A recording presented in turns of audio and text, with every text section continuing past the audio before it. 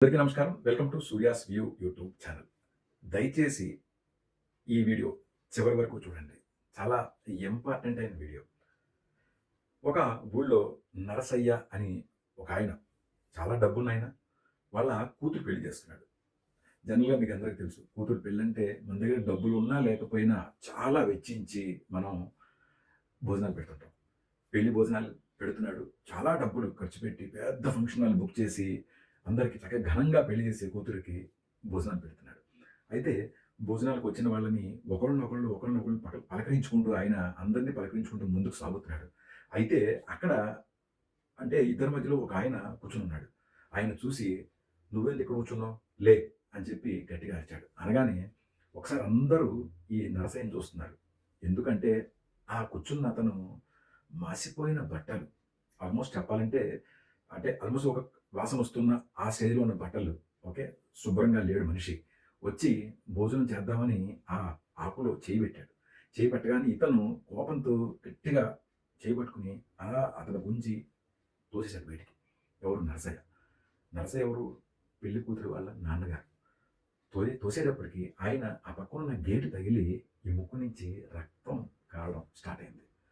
బాధపడుతూ ఆ పెద్దాయన మాసిన బట్టలతోని ఆ గేటు పక్కన కూర్చొని బాధపడుతున్నాడు. ఇదంతా చూసిన నరసయ్య వాళ్ళ బావమరిది ఏం చేశాడంటే, వాళ్ళ బావగారికి తెలియకుండా కొంత ఆహార పదార్థాలను తీసుకొని గేటు బయటకి వెళ్ళి, నరసయ్యకి ఈ ముక్కులోంచి రక్తం కారుతుంది కదా! తన కర్చీఫ్ తడి చేసి అది అదిమి ఆహార పదార్థం అతనికిచ్చి, క్షమించండి అని చెప్పి, ఆయనకి అన్నం పెట్టి, ఆయన ఆకలి తీర్చి, వచ్చి మళ్ళీ వడ్డన స్టార్ట్ చేశాడు. అయితే ఈ భోజనాలన్నీ అయిపోయినాయి. సాయంత్రం అయిపోయింది. నరసయ్య చక్కగా తీరిగ్గా కుర్చీలో చతికిలపడి వాళ్ళ బావమరిదిని, వాళ్ళ ఫ్యామిలీ మెంబర్స్‌ని పెళ్లి ఎలా జరిగింది? భోజనాలు ఎలా ఉన్నాయి? అని అడిగాడు. అయితే వాళ్ళ బావమరిది ఒక ఫీడ్‌బ్యాక్ ఇచ్చాడు. "బావ, నువ్వు పెళ్లయితే చాలా బా చేసావు. అలాగే భోజనాలు కూడా చాలా వెరైటీగా భోజనాలు కూడా పెట్టావు. అయితే నువ్వు భోజనాల మధ్యలో చేసిన గొడవ నీకింకా గుర్తులేదు అనుకుంటా.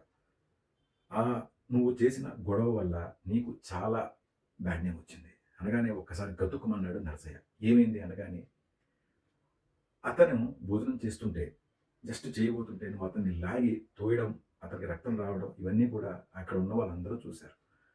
అనగానే నరసయ్య తను సర్ది చెప్పుకుంటున్నాడు. ఏంటంటే, నేనెందుకు తోసానో తెలుసా? అందరూ భోజనాలు చేస్తున్నారు. ఇతను మాసిపోయిన బట్టలతో ఉండి ఆళ్ళ మధ్యలో జాయిన్ అయ్యాడు. ఎవరైనా ఏమైనా అనుకుంటారని చెప్పి నేను అతన్ని బయటికి లాగి తోశానన్నాడు. ఎంత లక్షలు ఖర్చు పెట్టి మనం పెళ్లి చేశాం, ఎన్ని లక్షలు పెట్టి ఎన్ని రకాల విందు భోజనం పెట్టామనేది కాదు. కించిత్ మానవత్వం లేకపోతే గనక మనకి నెగెటివ్ ఉంటుంది అని వాళ్ళ బావమరిది నరసయ్యకి చెప్పాడు. నరసయ్య ఆలోచనలో పడిపోయాడు. ఇక్కడ మెసేజ్ ఏంటంటే, మనం చాలామంది చాలా సందర్భాల్లో ఫంక్షన్‌లో భోజనం కోసం వస్తుంటారు. ఒక్క ప్లేట్ భోజనం కోసం వాళ్ళతో మనం ఫైట్ చేస్తుంటాం. లోపల మాత్రం బంధువుల ఫ్రెండ్స్, బంధువులు కాని వాళ్ళు ఎవరెవరో వచ్చి తింటూ ఉంటారు. వాళ్ళు మనం పట్టించుకోము. దీన్నే అంటారండి, ముందు నుంచి సూది కూడా పోనివ్వం, వెనక నుంచి ఏనుగెళ్ళిపోయినా పర్లేదని. ఎంతోమంది మనకు తెలియకుండా వచ్చి తినేస్తుంటారు. లేని వాళ్ళకి పెట్టండి. మన చేతిలో ఉన్నది పక్కన వాళ్ళని ఆదుకునే దానికి. హోప్ నా మెసేజ్ మీకు నచ్చినట్లుగా భావిస్తాను. ప్లీజ్ దయచేసి సపోర్ట్ చేయండి. పేదవాళ్ళని, ఎవరికైతే సపోర్ట్ కావాలో వాళ్ళకి. Thank you so much. Survey జనా సుఖినో భవంతు.